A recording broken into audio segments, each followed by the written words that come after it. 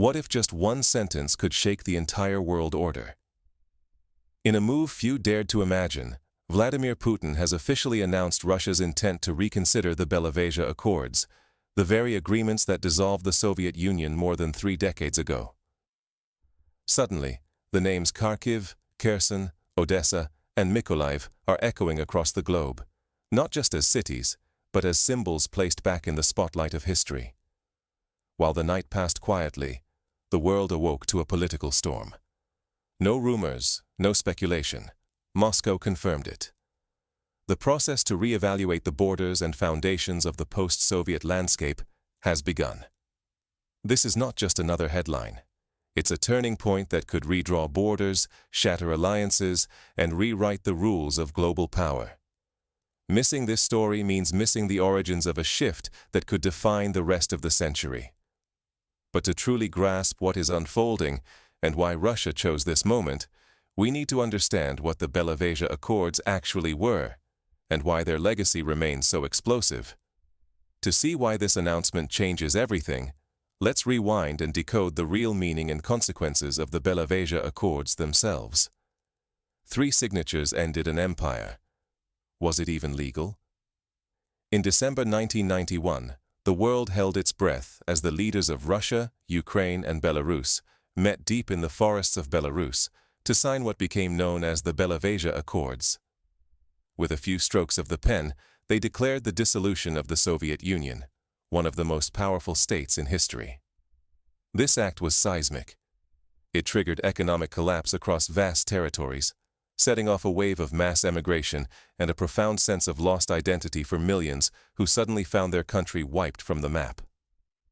For many, decades of shared culture and history were fractured overnight. Yet from the very beginning, doubts echoed through Moscow's halls of power.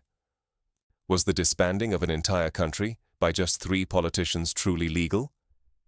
The Supreme Soviet, the highest legislative authority of the USSR, never actually ratified the Belavezha Accords. To this day, Russian legal scholars argue that the agreement was never fully legitimate. For years, the world accepted the outcome as irreversible. But a generation later, the legitimacy and consequences of that December decision are being radically re-evaluated. Russian political discourse is buzzing. Was this the greatest geopolitical mistake of the 20th century, or a moment of necessary change? Failing to understand the root cause behind the Belavezha Accords means missing why their shadow still falls over the present. Why unresolved questions from more than 30 years ago are echoing in today's headlines, shaping identities, economies, and the very nature of borders. But why is Russia, after more than 3 decades, suddenly pushing to reopen the debate? To answer that, we need to look at the forces reshaping Russia's sense of history, power, and purpose right now. Is this truly a quest for reclaiming justice, or is Russia rewriting the future before our eyes? Several powerful forces have collided to make this moment possible. The Western world is reeling from deep economic woes and political chaos. Trust in global institutions, once seen as bedrocks of order, is collapsing at a breathtaking speed. Meanwhile, Russia stands on firmer ground domestically. Its industry is bouncing back, defense capabilities are stronger, and control over the southern regions has been restored. Sanctions have forced a new resilience, one that feeds a renewed sense of national confidence. But at the heart of this movement is something deeper, a collective yearning for dignity and the restoration of historical truth. For many inside Russia, this is about correcting what they see as a decades-old injustice, not through force, but through the power of law and international diplomacy. Vladimir Putin, attuned to the shifting mood of society, is moving with deliberate purpose. Behind the scenes, legal and economic frameworks are being assembled to lend weight to this dramatic gesture. This is not just political theater, it is a strategic campaign designed to reshape Russia's role in the world. For the Kremlin, this is about more than redrawing borders. It is about recovering lost influence, restoring a sense of national meaning, and reclaiming a destiny that was abruptly set aside in December 1991. The stakes are enormous, not only for Russia, but for the entire Eurasian continent. To dismiss these signals as mere rhetoric would be a grave mistake.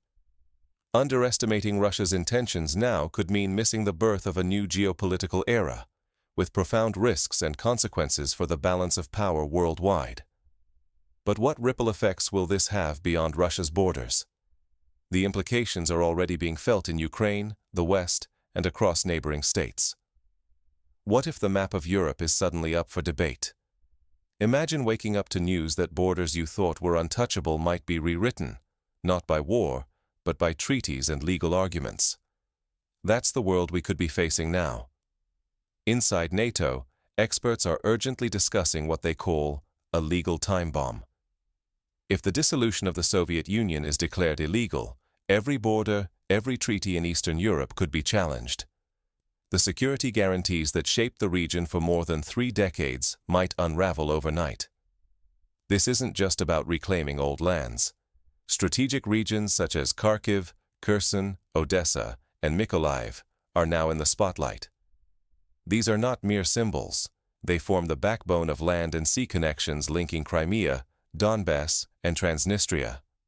For Russia, control over these territories would secure its entire southern border, locking down vital access to the Black Sea. It's about closing strategic gaps, military, economic, and psychological. Ukraine, meanwhile, is bracing for a political and economic earthquake. Its access to ports, trade routes, and even its national identity is at stake. The ripples don't stop there. In the Baltic states, Moldova, and Kazakhstan, leaders watch nervously, wondering if their own borders or independence could be next in question. Even China is paying close attention.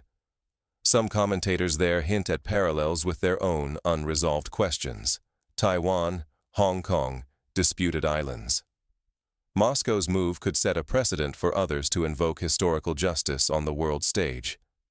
If the world fails to anticipate these cascading consequences, the risks stretch far beyond headlines, touching everything from national security to economic stability and even the survival of entire countries. But could all this maneuvering be about more than just redrawing borders? Perhaps something even deeper is at play. Is this really about territory, or is Russia challenging the very foundations of the post-Cold War order? Next, we dig beneath the surface to uncover the true motivations. What if the real fight is not over borders, but over meaning itself? For Russia, this is not simply about redrawing maps.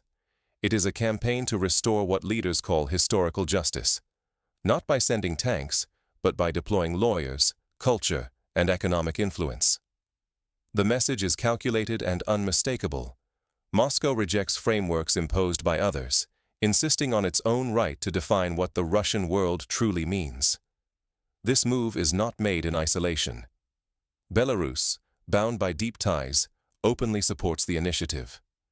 Kazakhstan watches with cautious pragmatism, sensing the gravity of the shift, while the Baltic states voice their apprehension, fearing for their own hard-won independence and the stability of their borders.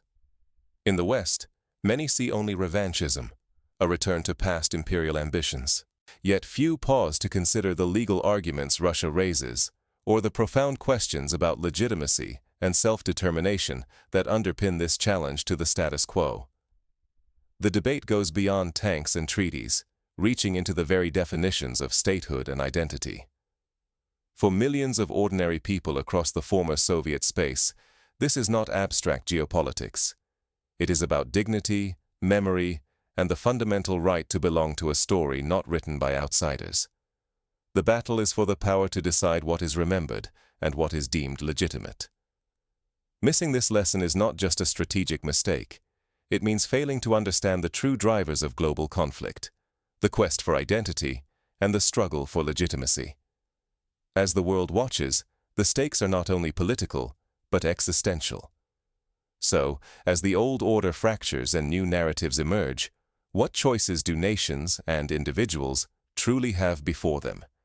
History does not end. It rewrites itself. Will you notice before it is too late? As Russia moves to revisit the Belavezha Accords, the world stands at the edge of a historic turning point. This is not just about borders on a map or old flags rising again. It is a direct challenge to meanings we took for granted: justice, sovereignty, and who gets to draw the lines that define our lives.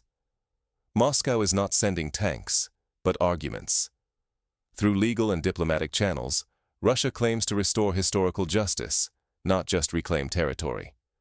By questioning the legality of what happened more than 3 decades ago, it tests the foundations of a global order built after the end of the Cold War. If this legal and symbolic reversal succeeds, it could spark a wave of uncertainty far beyond Eurasia. The fate and identity of millions may shift. Economies and alliances could be shaken. What we considered stable could suddenly be up for debate, with personal security, prosperity, and even national reputations in the balance. This is your moment to ask: are the borders we know sacred, or are they stories powerful enough to be rewritten? When the rules change, those who fail to notice risk being left behind, confused, irrelevant, or simply unprepared for what comes next. History reopens its pages not with thunder, but with quiet decisions and signatures. The challenge is not just for leaders and diplomats, it is for everyone. Will you rethink your sense of justice, your idea of borders, and your understanding of power before the next chapter is written?